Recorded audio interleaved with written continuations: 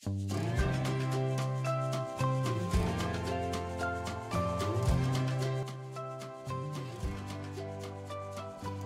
যদি বেসন, চালের গুঁড়ো, কর্নফ্লাওয়ার এগুলো না থাকে চিন্তা নেই, এগুলো ছাড়াই বানিয়ে নিন মুচমুচে ধনেপাতার পকোড়া বা বড়া। ধনেপাতার পকোড়া বা বড়া সবাই জানেন বানাতে, এটা নতুন কিছু নয়। তবে আমি কি করে আজকে বানাবো আসুন দেখে নেওয়া যাক তাহলে আজকের রেসিপি। আগের দিন রাতেই আমি হাফ কাপ ছোলার ডাল আর হাফ কাপ মটর ডাল একসাথে দিয়ে ভিজিয়ে রেখে দিয়েছিলাম ভালো করে ধুয়ে। এটা শুধু ছোলার ডাল দিয়েও করে নিতে পারেন, আবার শুধু মটর ডাল দিয়েও করে নিতে পারেন। আমি দুটো ডাল মিশিয়ে করছি এটা। এখানে ডালটা 3 ঘন্টা ভিজিয়ে রেখে তারপর পেস্টটা করে নিতে পারেন যদি আগের দিন রাতে না ভিজিয়ে রাখতে চান। ডাল খুব ভালোভাবে ভিজে গেছে, পেস্টটা এখন করে নেব। মিক্সিং জারে ছোট জারটা নিয়েছি, তাই দুবারে ডালটা পেস্ট করে নেব। তো অল্প অল্প করে দিয়ে দিচ্ছি। অল্প একটু জল দিয়ে পেস্টটা করে নিতে হবে, না হলে পেস্টটা খুব একটা ভালো হবে না। তো খুবই অল্প পরিমাণে জল দিয়ে দিচ্ছি, আর এরই সাথে দিয়ে দিচ্ছি দুটো কাঁচা লঙ্কা দিয়ে এর একটা পেস্ট বানিয়ে নিচ্ছি।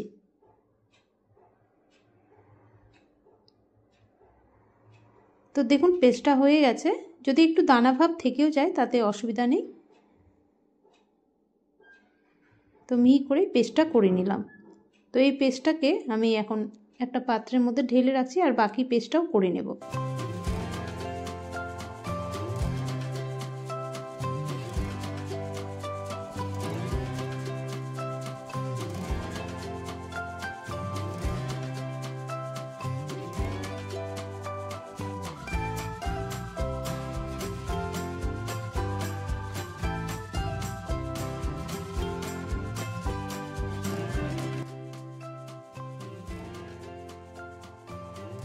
বাকি ডালের পেস্টটাও করে নিলাম। অল্প একটু জল দিয়েছিলাম, আর লঙ্কা আমি কিন্তু দুটোই দিয়েছি। পরের যেটা ডাল পেস্ট করলাম সেটাতে আর লঙ্কা দিইনি। তো ডালটাকে এখন একটু চামচ দিয়ে ভালো করে ফেটিয়ে নিচ্ছি। শুধু ডাল বেটেই কিন্তু আপনারা পকোড়াগুলো তৈরি করে নিতে পারেন, এতেই খুব মুচমুচে হবে। তবে এর মধ্যে আমি 4 চামচ চালের গুঁড়ো অ্যাড করছি। তো চালের গুঁড়োটা অপশনাল, আপনারা দিতেও পারেন নাও দিতে পারেন।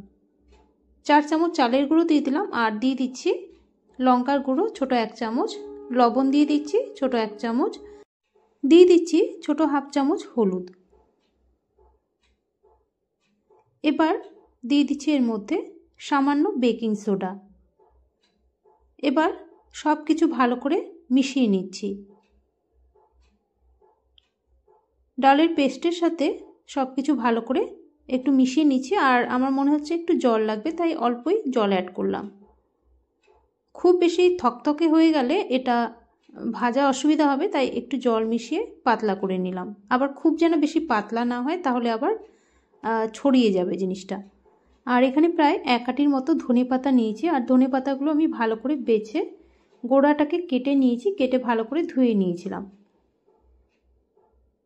তারপর এইভাবে কিছুটা ধনেপাতা নিয়ে এই ডালের মিশ্রণের মধ্যে একটু ভালো মতো ভরিয়ে ভরিয়ে দিতে হবে। তো এইভাবে ভরিয়ে ভরিয়ে প্রত্যেকটা পকোড়া ভেজে নেব। এদিকে আমি আগেই তেল গরম হতে বসিয়ে দিয়েছিলাম, এবার এই ধনেপাতার পকোড়াগুলো ভেজে নিচ্ছি। তো এইভাবে লম্বা লম্বা করে ধনেপাতার পকোড়াগুলো ভেজে নিচ্ছি। একইভাবে কিছুটা ধনেপাতা নিয়ে এইভাবে এই ডালের মিশ্রণের মধ্যে ভরিয়ে ভরিয়ে তারপর এইভাবে ধনেপাতার পকোড়া বা বড়াগুলো ভেজে নিতে হবে। তো 3টে করে আমি ভেজে নিচ্ছি। গ্যাসের ফ্লেম এই সময় মিডিয়ামে রেখেছি।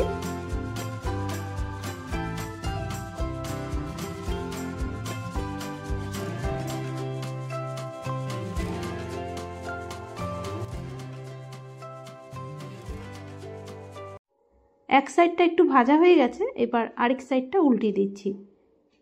তো যতক্ষণ না পর্যন্ত দু সাইডে সুন্দর লালচে হয়ে আসছে ততক্ষণ এটাকে ভেজে নেব উল্টিয়ে পাল্টিয়ে।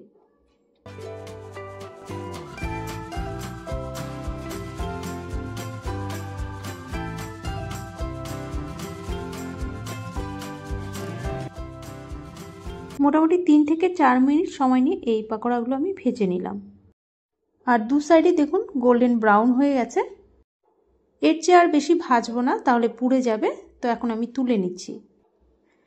তো দেখুন বেসন কর্নফ্লাওয়ার এগুলো ছাড়াই আমি একদম মুচমুচে ধনেপাতার পকোড়া তৈরি করে নিলাম। আর এই পকোড়াগুলো খেতেও কিন্তু বেশি টেস্টি হয়, যেহেতু এর মধ্যে আমি ডাল ব্যবহার করেছি। শীতকাল আসলেই আমাদের কিন্তু নানান ধরনের ভাজা করা খেতে ভালো লাগে। তো এটা আপনারা স্ন্যাক্স হিসাবেও খেতে পারেন, আবার ডাল ভাতের সাথেও এটা খেতে পারেন। তো আমার আজকের রেসিপি আপনাদের কেমন লাগলো অবশ্যই জানাবেন। আর ভালো লাগলে আপনারাও ট্রাই করে দেখবেন। আর ট্রাই করার পর যদি আপনাদের ভালো লাগে অবশ্যই লাইক ও শেয়ার করে দেবেন। নতুন রেসিপির আপডেট পেতে অবশ্যই চ্যানেলটিকে সাবস্ক্রাইব করে রাখবেন। তাহলে আজ এই পর্যন্তই। দেখা হচ্ছে আপনাদের সাথে আবারও নেক্সট একটা ভিডিওতে। আপনারা সবাই ভালো থাকবেন। ধন্যবাদ।